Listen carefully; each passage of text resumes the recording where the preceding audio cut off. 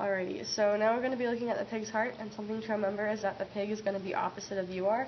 So this is going to be the right side, and this is going to be the left side of the pig. And so we're going to go find the two veins that are bringing deoxygenated blood to the heart, and then from the heart to the lungs. And so it's the veins that bring the blood back from your toes all the way up to your brain. Okay, so here we have the inferior vena cava, and that's going to be the vein that it's bringing the blood from below the heart. And it should be blue. The dye here got a little messed up. And then above that, we're going to have the superior vena cava. It's going to be right there. And that one should also be blue as well. And then, so that one is going to be bringing the blood back to the heart that's above. So things like the brain and everything like that. And way to remember the arteries and which ones each. Superior is going to be above. Think about like a supervisor and something, and they are above you, whereas like inferior is below. So that's going to be bringing the blood from below. Alrighty, so now we're going to go through and we're going to see the path that the blood travels through the heart. So they're going to come up through these two veins here, and then they're going to go through the right atrium, and then they go through and they pass through this valve, and that just makes sure that nothing can go backwards. Alrighty, and then it's going to go up and through this right ventricle up here, and then through the pulmonary artery, which is the only artery that carries non-oxygenated blood. And then they'll travel into the lung over here, and then they're going to go through, and they're going to go into these alveoli, and then into the capillaries, and then that's when the blood is going to get oxygen in it in the lungs, and then it's going to travel back through the pulmonary vein, here, and here, and then go through the left atrium, and then through this valve here to make sure, once again, that nothing's going backwards, and then up through the left ventricle, and then it will travel up the aorta, and then it separates up here further into the separate arteries, because remember, arteries take things away, and they both start with A, and then it'll disperse the oxygenated blood back into the body. Okay, so now I'm going to start, I'm going to cut into the inferior vena cava,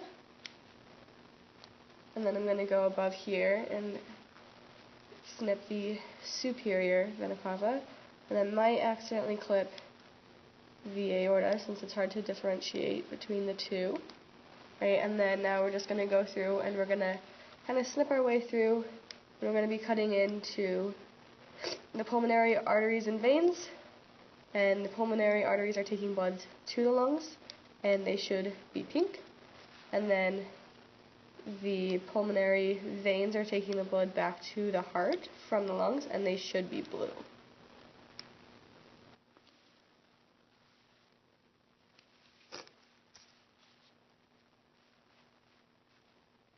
Alrighty, so this is what the heart looks like now that it has been cut out, and then you can see again, you can see this vein here, and then the aorta, then all the pulmonary arteries and veins.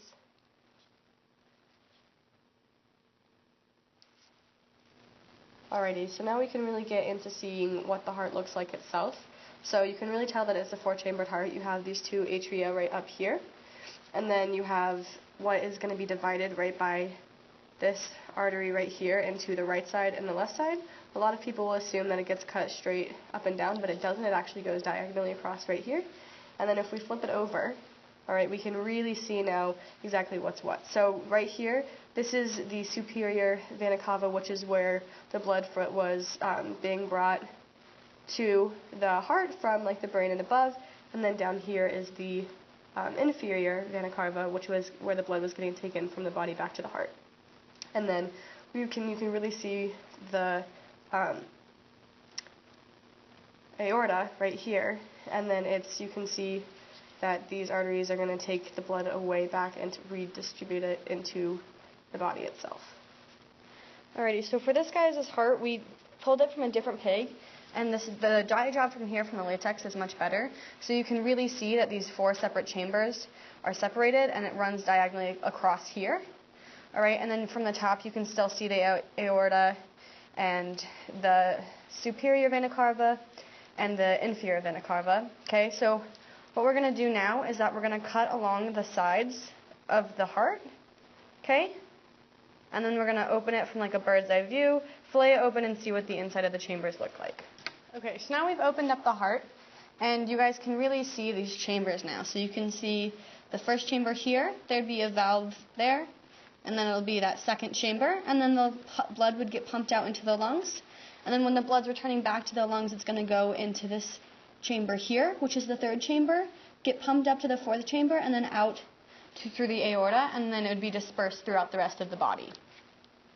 Alrighty, so I know it's kind of hard to see right now, but this is what would have been the ventricle right here, and then where I'm putting my probe. I know it looks kind of hard, it's hard to see, but that would be a valve. So right here, that would be what keeps the blood going backwards, from going backwards during, while the heart was beating. And it looks kind of like a balloon, as you can see it, but I just wanted to point that out for you guys. Okay, so now that we've gone over the circulatory system in the heart, you guys are going to use the word bank that's on this same page. And what you're going to do is you're going to fill out and just label where everything goes. And then you're also going to do 18 as well. And you're just going to be coloring in this where it says red and where it says blue. And when you get to an X, like you would here, you're going to switch colors. And that way we can just see how the blood moves throughout the body.